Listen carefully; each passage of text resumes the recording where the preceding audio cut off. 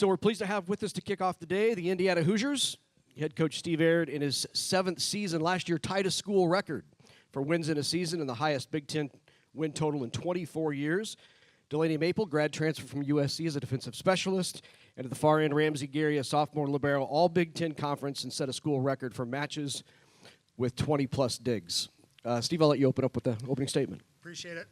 Good morning to everyone. Thanks again for having us. Happy day 2. Hope everyone's hanging in there. I'm going to start with the simple thank you to the Big Ten. Some incredible people here going over and above for these young women to have this opportunity to be able to be treated in a way that I think is commensurate with what they're doing in the country, which is perform day in and day out at the highest level. Incredibly entertaining to watch, and wonderful young people, as you'll get to know the two beside me. I want to thank Scott Dolson, Jeremy Gray, Maddie White, the administration at Indiana. They want Indiana to be good at volleyball, and they have, and they've been very supportive. Incredibly thankful and grateful for the opportunity to lead the program. I've been around the Big Ten since '97. I was a student athlete at Penn State and was able to play in 3 Final Fours, and now I think this is my 22nd or 23rd preseason in the NCAA. So just incredibly grateful. I don't know if I've ever been more excited about where the conference is. I've been proud to be in the Big Ten for a very long time, but adding some spectacular programs with great histories is something we're very, very excited about. Very excited to get the day going. Lastly, we did not coordinate the outfits, but we do look good. Shout out to Hot Sam's in Detroit, Michigan for my blazer. And with that, let's get it going. Here we go. Aaron down front. Good morning. Aaron Ferguson, Wisconsin State Journal for Delaynie and Ramsey.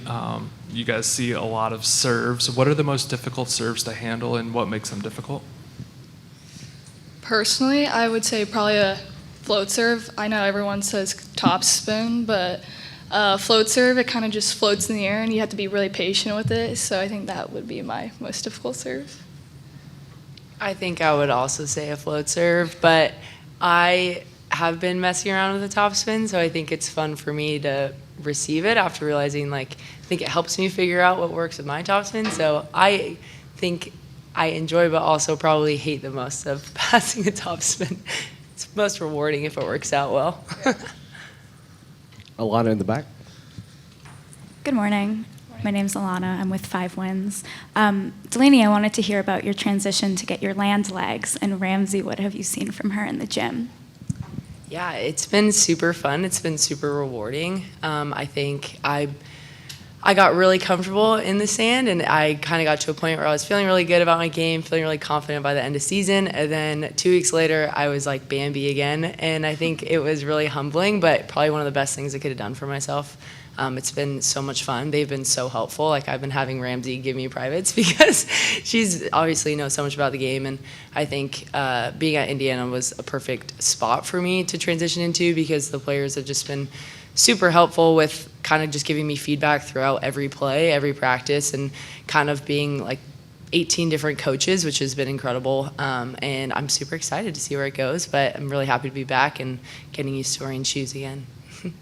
She's a beast. She doesn't need anybody to teach her anything. We just kind of have to help her with little things. Just knowing the game it's different. I mean, beach and indoor is completely different games. So just little things here and there to help her with her game indoor. She was learning how to dive. She doesn't really dive in the beach world. So just teaching her little things like that. But she's a beast all around. She doesn't need that much help.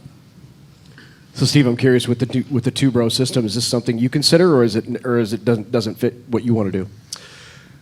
I think Ramsey's one of the best players in the country. Period. She's my libero, and she will be my libero. We'll be creative, I think, about the other libero slot. Whether it's someone like Kenzie Daphne, who is a phenomenal jump server, might be in that slot. Maybe get some looks at various times during the season, but. Ramsey's my girl. That's how that works. Lincoln Arneal, Huskers Illustrated. Steve, between Delaney and Jade, you may have the most interesting group of transfers you have. How do you balance having a Division I athlete and a law school student? Yeah, Jade's unique in a lot of ways. Her story, and I'll be brief. She was at the University of Toronto. I'm obviously Canadian and kind of knew about her from some people back home. She gets into law school at Indiana, says she wants to play, and this was last year. And I sat down with her, and it wasn't going to work. Like the law classes were incredible, and she met with the dean, said, hey, listen, I need to do this, this, and this to be able to compete. We got her in the gym a little bit, saw what she could do. She's a nice volleyball player, and more importantly, she's an incredible young woman. Maybe at one point in my life I might need representation, so this is a really smart move by me. But she's a great kid, unbelievable human being, and for someone to, last year she was in the gym watching practice, she was coming to matches, she was around the team. Whether she'll have a tremendous impact on the court or not will be determined, but as a human being, one of my biggest things in life is you want people who want to be there. And you want people who want to buy into what you do and how you do it. And her story, battling through injury and becoming who she is as a human being, is something I'm incredibly proud of, so it'll be fun. And this one was unique. Delaney was unique. My associate head coach, Rachel, had known her a long time. My assistant coach, Kevin Hodge, is one of my best friends and was my college roommate, someone I trust and love. And they both said, hey, listen, the kid's got game. I knew she could play the sport. What I didn't know is how incredible a human being she was, and I'm pretty lucky to be able to be around her every day. She's going to make us better in a million different ways. And we've been able to attract some really neat people. I think the culture, every coach will be up here and talk about culture and talk about this and talk about that, and coach speak is coach speak, but they'll tell you we're getting to the point now with the way recruiting's going, and we've got a couple top 5 classes in the next few years, and these guys have worked so hard to build it. And Ramsey will tell you, I think we've known each other since she was in 9th grade. What we started with and where we are, it's because of people like these two that we've been able to be a little bit better. Coach and athletes, we have some students with us from Brunson Academy here in Chicago. They're kind of dipping their toes in journalism, so they're going to ask you a few questions. Some 7th and 8th graders. Coach, my name is Jason Wester from Milton Brunson Elementary School. My question for you is, what is your main objective for your team this season? It's a great question, something we think about a lot. Appreciate the question. I think we do a pretty good job of really keeping blinders on and just worrying about our program. I laugh with people. I've been to 6 Final Fours. I've won 2 titles. My first assistant coaching job when I was 23 years old, the team went 1-27. So we lost 27 times, we won once. I've kind of seen bookends of how it works, having really a ton of success and then kind of grinding through it. There's some teams in the conference, their goal is to win a national championship. There's some teams that are trying to build. What I would say about us now is I really feel we've got our feet underneath us. We're starting to play ball at a really high level. I wouldn't tell you that we're the best team in the conference or the best team in the country, but we do some things that'll stress some people out, and we're going to focus on us. One of my favorite sayings lately is you want to find a group or find a tribe of people that you're okay to lose with.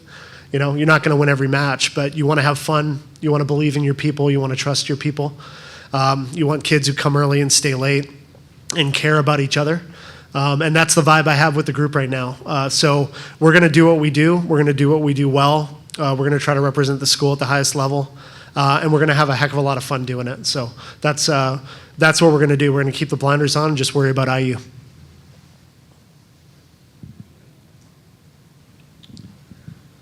Coach, my name is Duke Murray, and I'm from Bronson Elementary School. My question is, why did you pick that team to name with?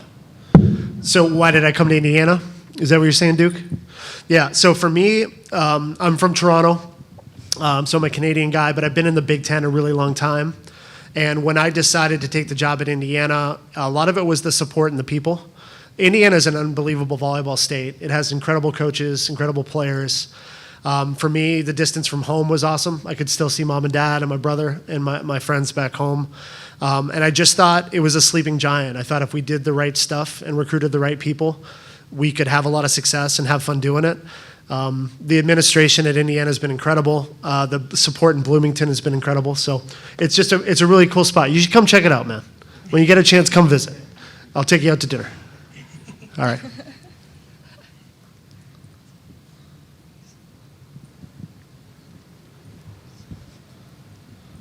Hello, Steve McGargy, Associated Press. Just wondering, this is for Steve, and if either of the players want to chime in as well.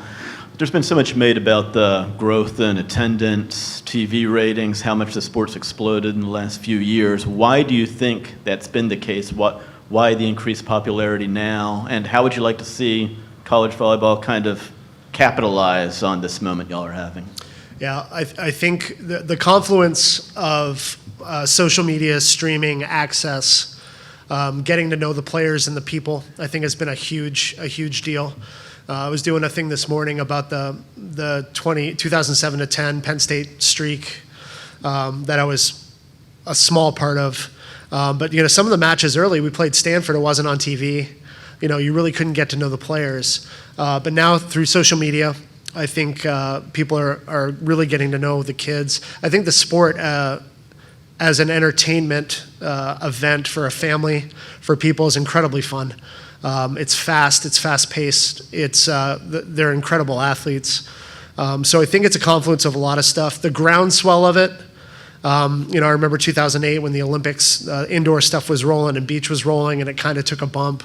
Obviously incredibly proud right now of where the national teams are in the Olympics and the beach teams, and Delaney would know it better than I would, but people care about stuff when they get to know you and they get to know the kids and they get to spend time and you get to tell them the story. And I think through social media, through television, through streaming, it's been able to do that at a really high level. So if you watch any of these documentaries on Prime with the football stuff or the soccer stuff, I just think the more we can tell the story of these people. I mean, these two are such incredible people, and they work so hard, and they're so good at what they do that there won't be many people in Bloomington that meet them that aren't going to want to root for them. And I think that's hopefully what's happening with the sport across the country. I would say personally for me, it's kind of cool to be in it right now. I could say it's just having an impact on little girls is huge, and I want to continue to tell my story for little girls to see and just to look up to, because I was a little girl once looking up to them. Yeah, I also think that the NIL space has really kind of grown viewership too. I think you're able to, if you follow somebody on, let's say, Instagram, and you see the brands that they partner with, it kind of usually aligns with what they're passionate about, and I feel like it's a different way to also get to know people and get to know, if these are players that you really want to follow. And for me, being in beach volleyball last year, I felt like I knew Ramsey just through so many of the different media, opportunities that these players get to have. And I'm really excited to be a part of it and see where it goes. But I think, honestly, it's just the beginning for volleyball, which is really, really exciting. Ramsey, you spent time this summer in the U21 level. Could you talk about how playing in the Big Ten prepared you for success there and some of the takeaways you're going to bring to the court this year? Yeah, great question. It was really cool to train with them. I think half of the team was Big Ten, so just playing with them really helped. I mean, I competed with them all season right before we went there, so it was really cool to see them, and just the competitive level with our team. We train every day in the spring, really got me ready for U19.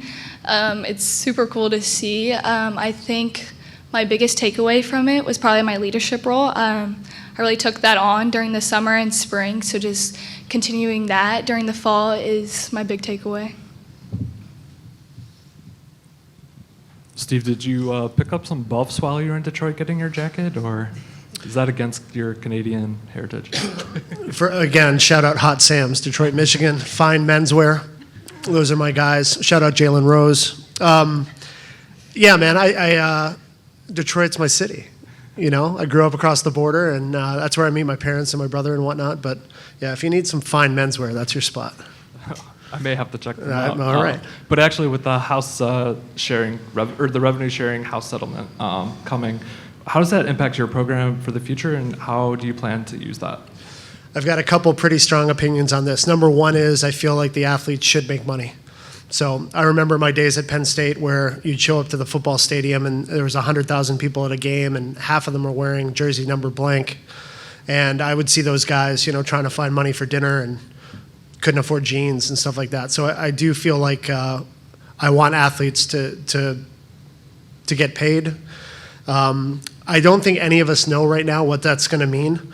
I think our responsibility, as kind of these guys have said, is to try to do a good job and entertain, keep growing the sport, get in front of people. More and more people see it, more eyeballs, more people buying tickets, more revenue. As a coach, I want everything I could possibly get for these guys, and Delaney not so much because she just got here, but Rams will tell you.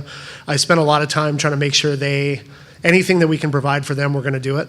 That's something, again, to Indiana's credit. I think they care. They understand where this sport is in the conference. They really want it to be well. But when I see young women with endorsements and doing stuff and having success, I am 100% there for it, and I want to make sure it continues. I think the big elephant in the room for all of us is we don't know what that's going to mean or how that's going to look. I think some really, really smart people are in rooms trying to figure that out, and when they let me know, I'll let you know. All right?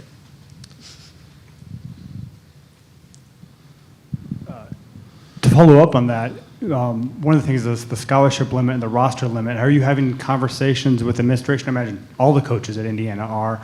What are those conversations like, and do you think 18 is an appropriate number for roster size?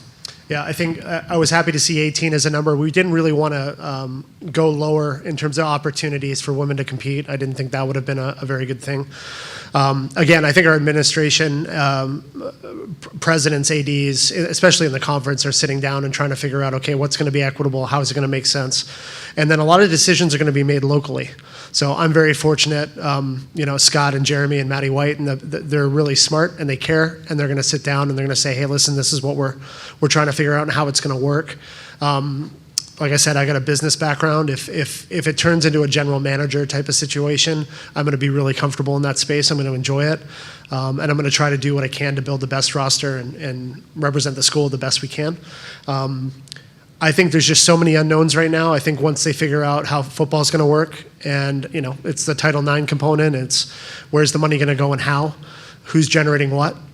All of those things I think are being talked about kind of at the C level. And my hope is that sooner than later we'll start to have some answers about what direction we're going to go, and then be able to locally kind of navigate and figure out how that's going to affect the volleyball program in Indiana.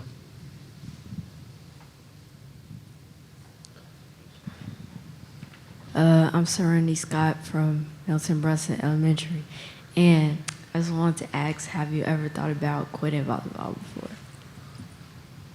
Great question. Many times, especially hard practices, that's the first thing you want to think of is just to quit. It's the easy way out. But I think we're kind of wired. We want more. We're very competitive. We like to win. So honestly, I love the sport of volleyball. I love everything about it, even the hard workouts. I know it's hard in the moment, but it's all worth it in the end. Yeah, I'd echo that too. I think if you ask any top competitive athlete, they're going to say at one point in their career that they were like, this is it for me. It gets really tough, but I also think that when you overcome those days, it makes it all worth it. It honestly pushes you a lot more. I know the days throughout my undergrad at USC, there were a lot of days where I thought that this is the hardest thing I've ever done, and I don't know if I can do it tomorrow, but I know that then when the next day comes, it's the most rewarding thing, and I think it's why so many top athletes always go back to their sport when they say that, they're strong people, or, how their personalities have emerged and whatnot, and I think that's a huge thing to, credit, and it's been really cool watching the Olympics, because I feel like a lot of also Olympic athletes, they get asked this question, and all of them say the same thing, so it's cool to know that you're not alone, and wouldn't be able to do it if I didn't have 17 other girls with me every day. My advice for you is, on the other side of hard is always like total joy. And you'll get to a point in your career where you got to make a decision, and you'll be like, man, this is really tough. If you can just get past that part, the other side of it is a lot of fun. And I think these guys will tell you the same thing. Like, these guys are in the 1% of 1%, but it takes a lot of hard work, and kind of what you guys are doing right now, and learning more and being here when other people are maybe sleeping. It's a pretty good move by y'all. Steve, Delaney, Ramsey, thanks so much. We appreciate you joining us. Best of luck this season. Thank you.